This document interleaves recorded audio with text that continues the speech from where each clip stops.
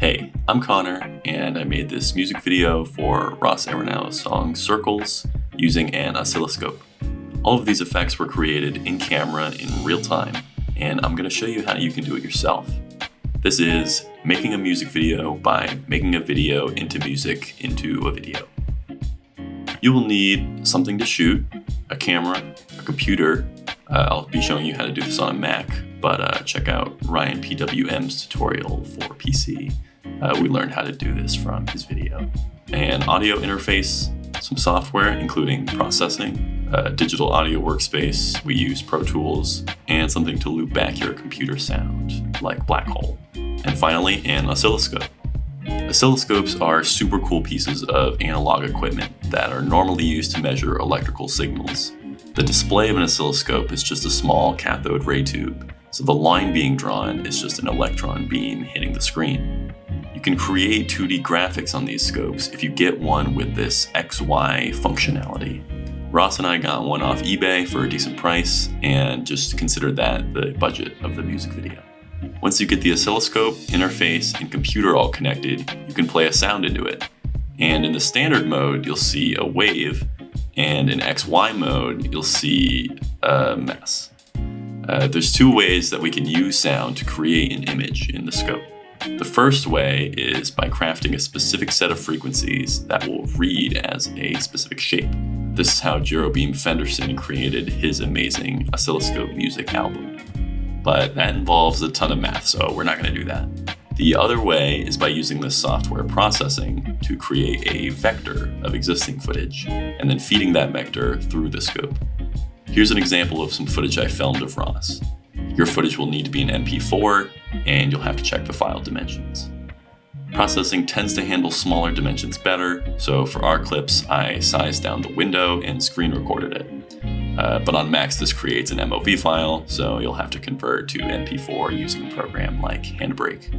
When you open up processing, you gotta download some libraries first by going to Tools, Manage Tools, Libraries, and then search these up. Then open up this video.pde file. Now, I know this looks scary, but don't worry, you don't have to know anything about coding to use it. Make sure your video file is in the correct folder, and then in processing, edit line 16 to be the correct file name, and edit line 44 to be the correct dimensions. Make sure you turn your computer speakers off before you hit the play button, just because that sound isn't good for them. Now you can play it, and this is your vectorized footage. It's basically a digital preview of what your footage will look like once it's on the oscilloscope display. Chances are it doesn't look perfect right off the bat, so you can use the number keys and click and drag to adjust the threshold of where processing defines the, quote, edges in your clip. This is one of the most finicky parts of the whole thing. So this vector has a specific sound associated with it, which you play into the oscilloscope to get the image on there. We recorded our computer sound with a combination of QuickTime and Black Hole, and then organized our audio clips in a Pro Tools session. When you play from the audio workspace into the oscilloscope, it looks like this. Congrats! Now you have one shot. Now, all you have to do is repeat that whole process over and over and over and over and over again for all of your clips until you have an entire music video's worth of oscilloscope. Then just set up a pretty little set, and the easiest part is just filming the scope with your camera and putting the song underneath it in the edit. Ba-bam!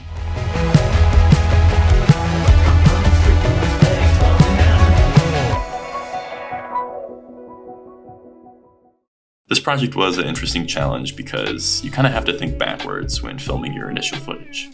On one hand, you don't have to worry about your footage looking good because it will look so different by the time it's in the scope. But then the challenge becomes filming things in a way that you'll be able to predict how it'll come across once it's vectorized. We tried a bunch of methods for adjusting our contrast to be optimized for the vector threshold, like having Ross wear dark clothing against a bright, overcast sky in the background, and also adjusting the color and curves of the footage in After Effects before feeding into processing.